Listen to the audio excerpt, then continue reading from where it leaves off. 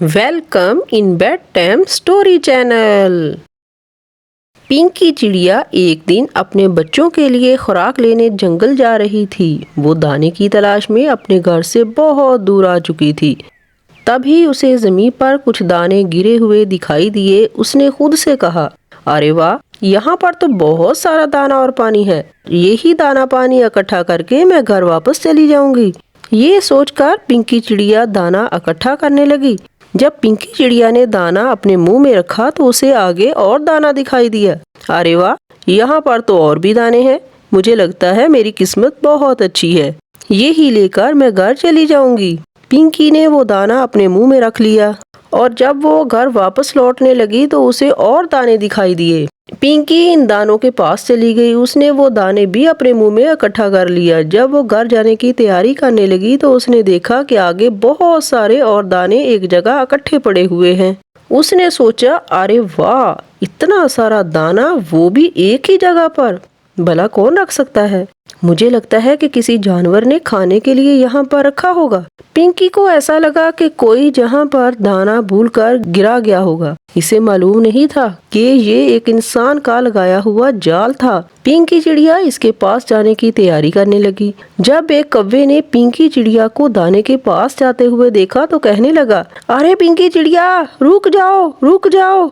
वो कालू कौवा आवाज देने लगा, मगर पिंकी चिड़िया को उसकी आवाज सुनाई नहीं दी। पिंकी चिड़िया उसके अंदर चली गई। जैसे ही चिड़िया अंदर गई, इस पिंजरे का दरवाजा बंद हो गया। कौवा इसके पास आकर बोला, अरे पिंकी चिड़िया, ये तुमने क्या कर दिया? ये तो इंसान का लगाया हुआ एक पिंजरा था। इसके अंदर अब तुम फंस गई हो। पिंकी बोली, अरे कालू भैया, ये तुम क्या कह रहे हो? मुझे तो कुछ समझ नहीं आ रहा। कालू कौवा बोला, अरे पिंकी, इंसान परिंदों के लिए पिंजरा लगाता है। थोड़े से अनाज के लिए सभी परिंदे इसमें फंस जाते हैं। अब इससे बाहर आना तकरीबन नामुमकिन है। कालू भैया, ऐसा मत कहो। मेरे बच्चे घर पर भूखे हैं। अगर मैं घर नहीं जाऊंगी तो वो भूख से मर जाएंगे। कालू कौवा बोला, नहीं नहीं पिंकी चिड़िया, तुम उदास मत हो। मैं कुछ ना कुछ जरूर करूँगा। तुम एक काम करो, इसे अंदर से खोलने की कोशिश करो। पिंकी चिड़िया अंदर से कुंडी खोलने की बहुत कोशिश करती है, लेकिन वो खुल नहीं पाती। कौवा बोला, ये बात तो मेरी समझ में आ गई है कि इस पिंजरे को अंदर से ही खोलना पड़ेगा। मैं एक काम करता हूँ और एक ऐसे जानवर को ढूंढ कर लाता हूँ जो इसे अंदर से खोल सके। हाँ हाँ कालू भैया, तुम जल्दी जाओ और किसी जानवर को ढूंढ कर ले आओ। अगर मैं यहाँ पर फंस गई तो तुम मेरे बच्चों का अच्छे से ख्याल रखना। अरे पिंकी चिड़िया, तू परेशान मत हो। मैं इंसान के आने से पहले किसी जानवर को ढूंढ कर ले आऊंगा। कालू कौवा ये कहते हुए जंगल की तरफ चला जाता है। कालू कौवा बहुत जोर जोर से उड़ रहा था। वो किसी ऐसे जानवर को ढूंढ रहा था जो अंदर से इस कुंडी को खोल सके। जब कालू कौवा चोंटियों के टेले के ऊपर से गुजर रहा था तो उसने देखा कि चोंटियां पानी के अंदर डूब रही थीं। अरे, ये चोंटियां तो पानी के अंदर डूब रही हैं। मुझे इनकी मदद करनी होगी। कालू कौवा एक लकड़ी ढूंढता है और चोंटियों के टेले के ऊपर डाल देता है। सारी चोंटियां लकड़ी के ऊपर से होते हुए टेले से बाहर आ जाती हैं।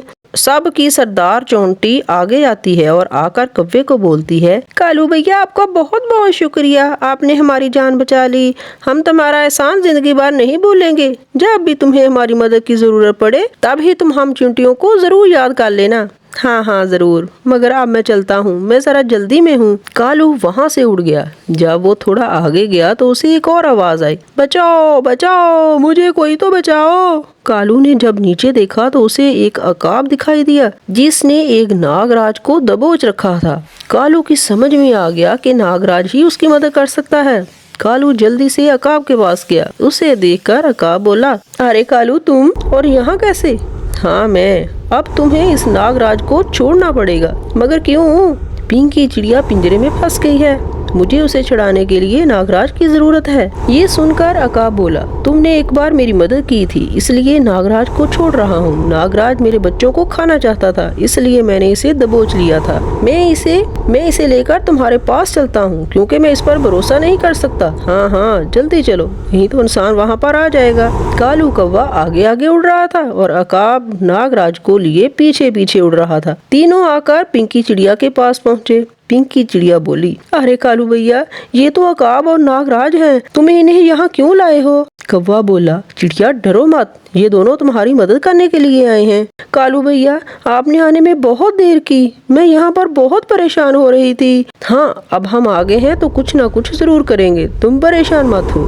कालू नागराज को हुक्म देता है कि वो अंदर चला जाए और कुंडी को अंदर से खोले। नागराज, तुम अंदर चले जाओ और कुंडी को अंदर से खोलने की कोशिश करो। ठीक है, मैं अंदर जाकर इसे खोलने की कोशिश करता हूँ। नागराज अंदर जाकर अपने मुंह से कुंडी को खोलने की कोशिश करता है। पिंजरे का दरवाजा खुल जाता है। कालू भैया, आपका बहुत बहुत शुक्रिया कि आप नागराज को यहाँ लेकर आए और उन्होंने मेरी जान बचाई। अकाब ने नागराज से कहा, मैं अब तुम्हें जाने दे रहा हूँ क्योंकि तुमने मेरे दोस्त की मदद की है। आइंदा किसी को खाने की कोशिश मत करना। वो तीनों बातें ही कर रहे थे कि कालू देखता है कि इंसान आ रहा है। अरे चलो जल्दी से भागो, वरना इंसान हम सबको पकड़ लेगा। सभी वहाँ से उड़कर चले जाते हैं।